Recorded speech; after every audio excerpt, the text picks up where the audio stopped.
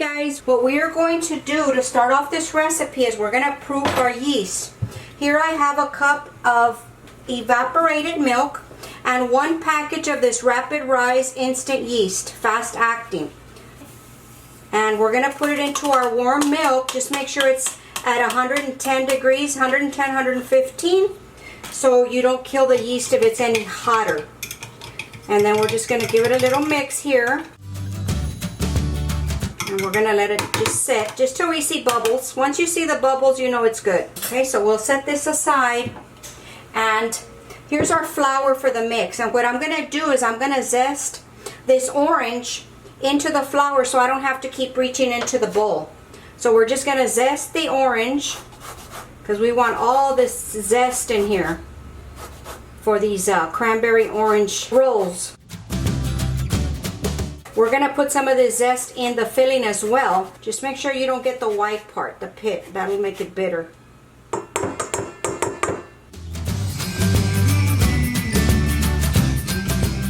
And we're going to also use the orange juice to macerate the cranberries to soften them up for the filling in the next step. But this is just for the bread right now, for the dough. Okay, that should be enough. Okay, so what we're going to do is we are going to add our flour directly into the bowl. And we are going to make a little well right in the center. I'm going to mix this up a little bit to get that orange zest everywhere. Boy, you can smell it real nice. We're going to add in our butter, our salt, and our sugar. And then just try to cover that up a little bit so that the yeast doesn't touch the salt. Because if it does, it could possibly kill the yeast. Okay, now all we need is our eggs. And the eggs, we're just gonna, these are 2 eggs at room temperature. We're gonna beat these slightly. And they go in the bowl. Okay guys, our yeast is ready, and I'm going to pour it into the flour mixture, and then we are going to knead this dough for 10 minutes. Just let it keep kneading at a medium speed, and don't mess with it. Just leave it alone. Let it do its thing. Okay, and then we put our dough hook, and we're ready. 10 minutes, guys. We'll be back in a few minutes.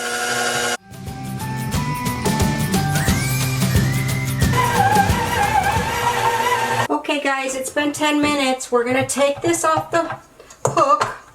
We are going to get see how easily it just comes right off the hook? And this dough is so, you can feel the plushiness of this dough. It's very, very tender. And that's why you need to knead it for 10 minutes. What we are going to do is we are going to put the dough into this buttered bowl. We are going to cover it with some saran wrap, and we are going to let it rest for about an hour, hour and a half. It depends on the temperature in your house, and you need to keep it in a warm spot. What I do is I cover it up real nice and tight in a bowl, and then I put a towel, a clean dish towel over it, like this, and give it more warmth. And I put it in the microwave. Of course, the microwave is not on, and I let it sit there, forget about it, set a timer for about an hour and 15, hour and a half, and then go check on it. It should be ready. Okay guys, we're going to move on to the next step for the cranberries. Okay guys, for the next step, I have a cup of cranberries here, and these are dried cranberries, and what I'm going to do is I'm going to cut them into smaller pieces. So when we put it into the filling of the cinnamon roll, you can get little pieces in every bite. And then we're going to soak them in some orange juice to plump them up.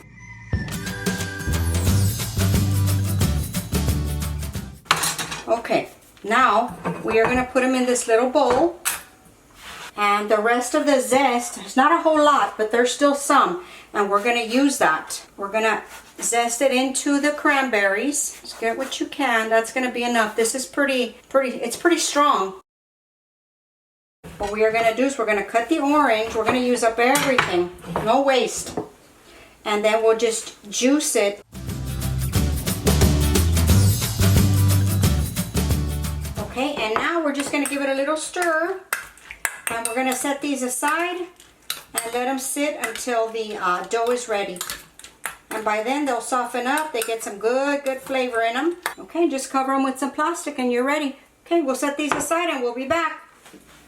Okay guys, we are going to make the filling for the inside of the rolls. And what I'm going to do with the cranberries that we soaked earlier, they're real nice and plump now. So they're easy to bite into, and we're just going to strain them. They soak up a lot of the liquid, which is a good thing, but you want to just drain any excess so it doesn't make your dough mushy. You see there's still quite a bit in there. So we're going to let this sit. We are going to mix the other ingredients that we need. And I'm going to do it in this large bowl so you can see what I'm doing. What we need is some brown sugar, some white sugar, some cinnamon, and a pinch of salt. And we're going to mix this first. And then we're going to add in our butter. It smells so good already. I can smell the cranberries and that orange juice. Okay, we're going to add in our butter. This is softened butter, a whole stick. And I will leave the recipe down below, guys. Okay, and then all you do is just press this in here. Try to get it worked in with the sugar.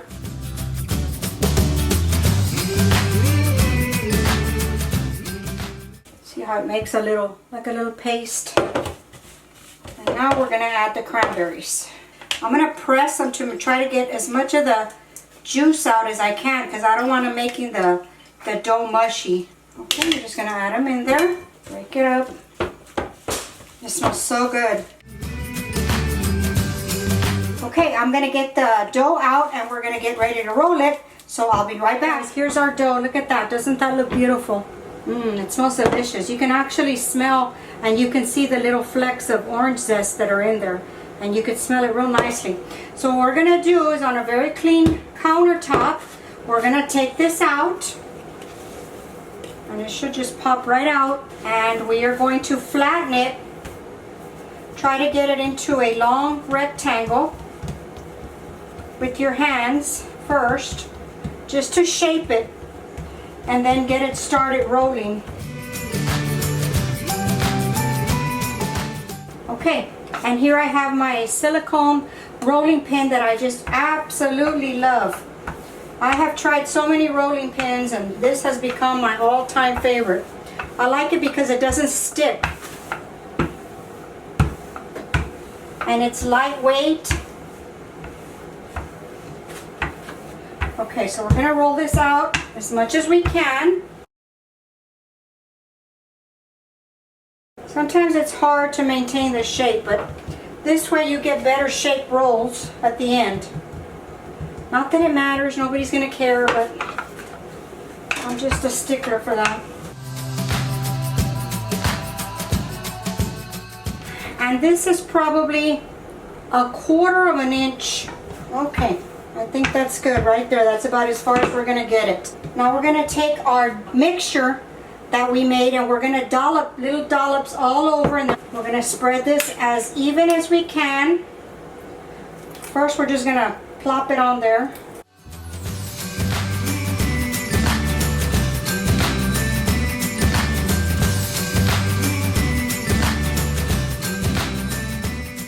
Now we take our little offset spatula or a spoon, whatever you have. This just makes it easier for me. And try to spread it out as even as you can. Boy, this is going to be some good rolls.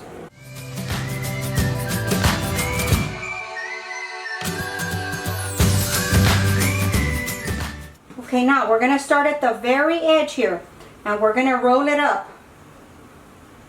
A little bit at a time. Just like that. And as you're rolling, try to make it a little tight.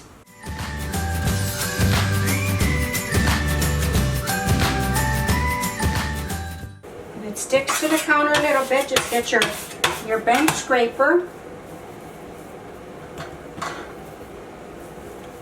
And keep going. Try to push it in to make them the same size.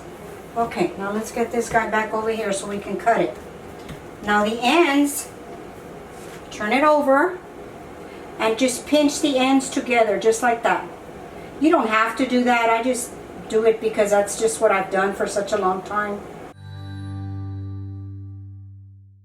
Okay, now roll it over.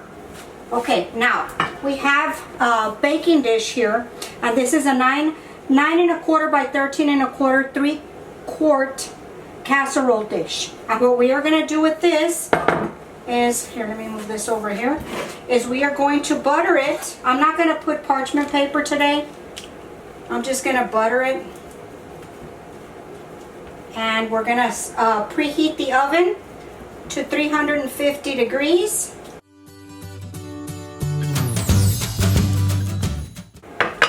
Okay, so that's buttered. Now, we're going to cut these. We're going to try to get them all the same size, okay? So I think like this is the middle, approximately. Doesn't have to be perfect. Move it over just a little bit. And then you cut that in the middle. And then you can either cut this in the middle or cut it in thirds. Okay, and then you just get them and shape them back into a little circle. And look at that. Beautiful.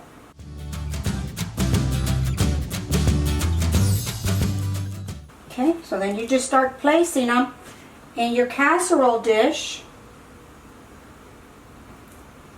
Put 3 on each side, on each row, and we're going to need to leave some room for them to rise one more time.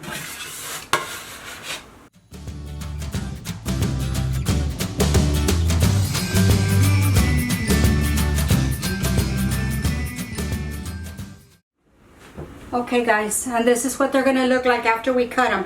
I got this one a little bigger. That's okay. They don't have to be perfect. Nothing has to be perfect. That's why it's homemade.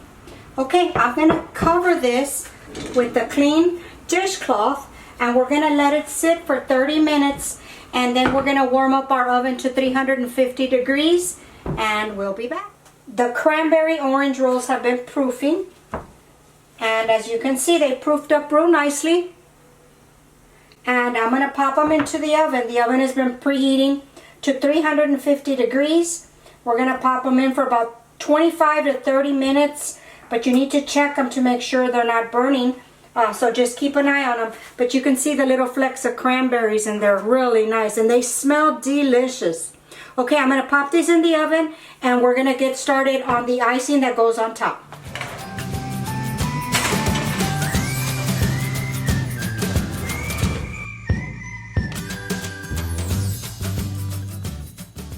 Okay guys, for the icing, what I'm going to do, we had some milk left over from that can of evaporated milk, and I don't like to waste things, so we're going to use some of this for the icing. So what I do is I get a couple of cups of powdered sugar, and you really want to sift this to make your icing nicer and with no lumps. Okay, and now we're going to zest a little bit more of another orange. We're really going to put that orange zest into these rolls. Okay, that should be good. And then we'll cut that up for a snack later. Now we are going to add some of the evaporated milk. Just start off with a couple of little spoons. And then I get my little whisk. Start off easy so it doesn't get too runny on you. Okay, we're going to need a little bit more. Now if you really wanted to, if you didn't want to use the milk, you can use the juice from the orange and really give it a lot of orange flavor. It's up to you, you know, you use your creativity. Or if you didn't have an extra orange, you could use the milk and then a teaspoon of orange extract, and you could get the same effect. Okay guys, that's it for the glaze. We're gonna set this aside and wait for the rolls.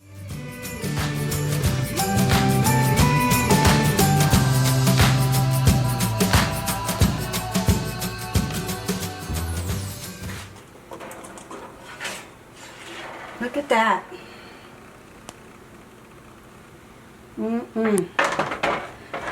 They were in for 35 minutes.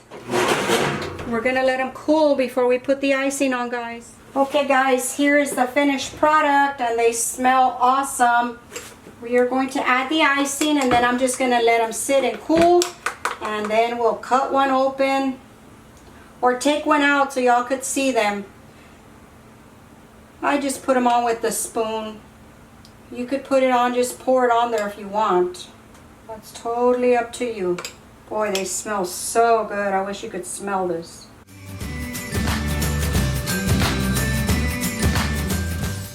Okay guys, look at that. Looks delicious. Smells delicious. We're gonna put the pecan pieces. Now this is optional. If you don't want to put these, you don't have to. I just love pecans, so I'm gonna put them on there. All right, let's go ahead and pull one of these out. Wow, look at that. Look at the layers. Still very hot. Smells delicious, guys. I wish you could smell this.